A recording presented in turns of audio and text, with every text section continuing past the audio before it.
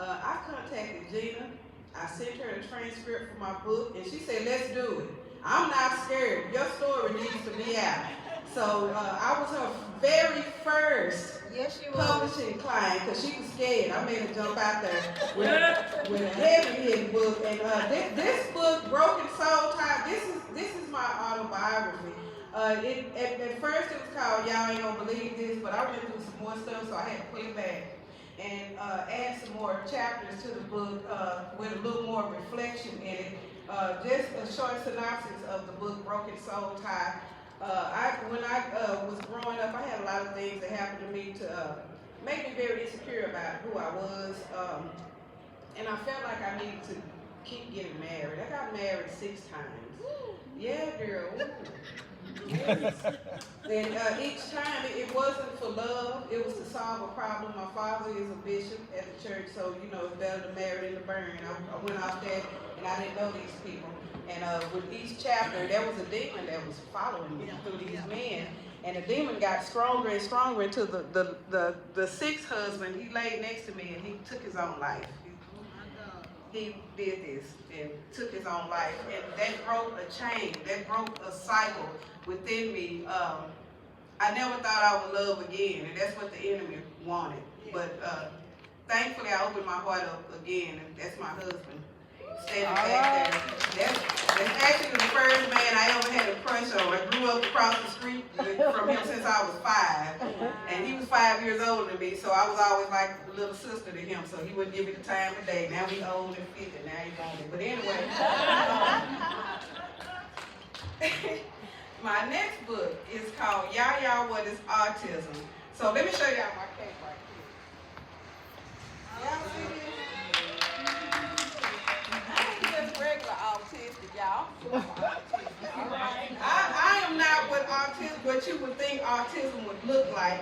I'm here to encourage any parent or anyone who has a relative who is autistic. That is not their end.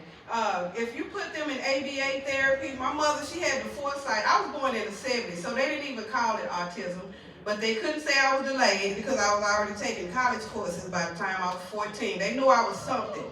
So I had to go through speech therapy classes to teach me how to socialize, how to control my inner thoughts, because I would literally say what I was thinking, and I still do, but I'm a professional comedian now, so I get paid to do that.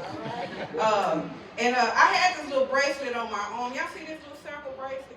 I like to use this bracelet to explain to y'all what autism is. So this is a normal person. You see this circle? This is me with autism. With all my little things I do, I'm a hairstylist, I'm a comedian, I'm a master herbalist, I'm an author, I design clothes, I'm a 3D artist, and there's probably a lot of things that I didn't list. Now, when people try to understand autism and try to get back to normal, they do this because they can't figure out how to do this. But if you take the time to actually learn about autism, all you have to do is just take the time, put the pieces together, and the circle is back together. So this coloring book is my story as a child growing up with autism. I wrote it for my grandchildren so they can stop taking my toys from me.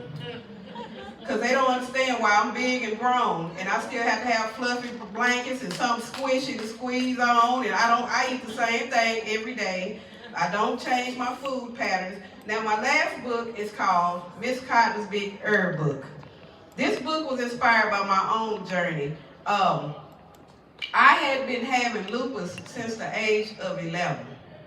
The sun burnt my skin when I went outside. My hair kept falling out. I couldn't play with the kids. I was always tired, but I didn't get a diagnosis until 2010. When I found out what was wrong with me, I responded to the news that lupus didn't have a cure, and I got sicker. I lost the ability to walk 5 steps on my own. I had a cane, I had a walker. My mother had to unfold me out of bed every morning because my joints would curl up on me while I was asleep.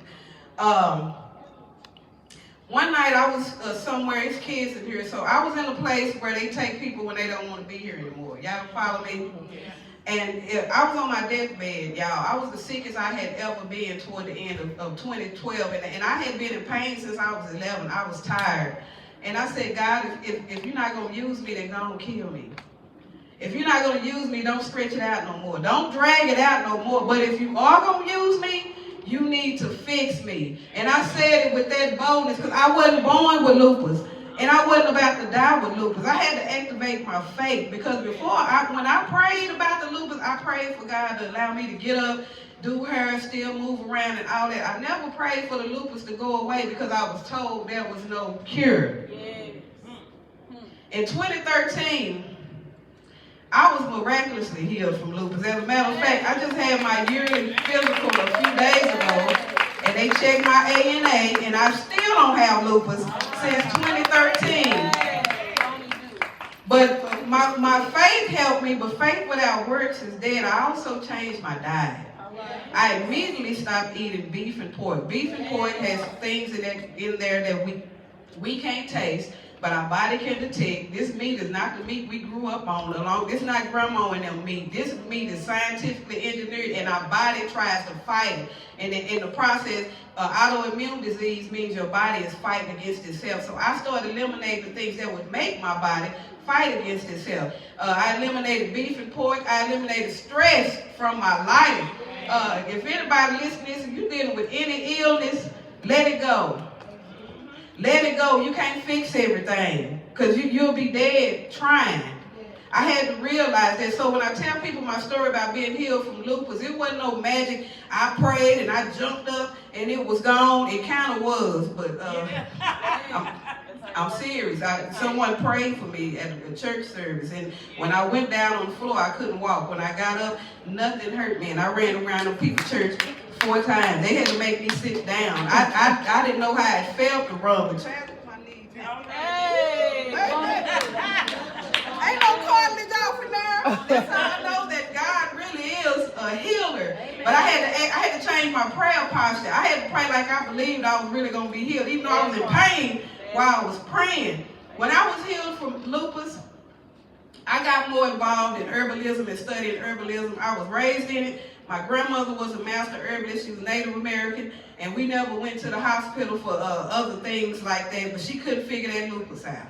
So I got my master herbalism certification. And when I wrote this book, this is what I literally did. I said my community needs to know everything that I studied to become a master herbalist. Everything in this book is everything I studied to become a master herbalist. This needs to be in everyone's medicine cabinet, kitchen, or whatever. You need to go to this book before you go to the hospital. I have recipes in here, herbal recipes. I have definitions of every herb you can imagine and what they do to your body function. And I also have testimonials in the back of this book of people who've actually used the prepared teas that I have on my website, which is godisahealer.com. I do have a lab, and I make these teas and capsules and hair products and body products and everything. But you can do it for yourself with this book.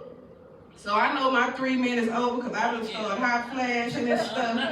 But I have a QR code back here on my table. When you get a chance, if you can't get a book today, at least scan the QR code, get my information. I have videos of my comedy. I do clean comedy. You ain't got to worry about running across no cussing because I paid to get all that off the internet. But come back there and scan the QR code and get my information if you can't get a book today. But you definitely need to get the herbalism book in your life. The coloring book, if you know anyone who's autistic, or if you're autistic and you don't know it, you'll find out in this book, because some of y'all in denial. Some of y'all got a little touch of autism. And this book gives, well, it starts off as a children's book in the beginning, but there's also an the adult coloring with pages in the back. It has journal pages in the back. So I thank y'all for taking the time to listen to it. We're going to bring our beautiful hostess, Yolanda May, back up.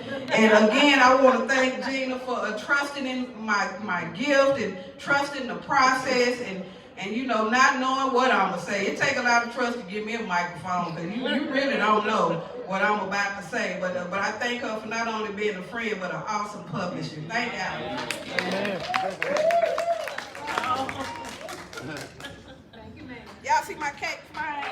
Oh, she's super. She's super. All right, thank you so much, Miss Sharper. Miss Cotton.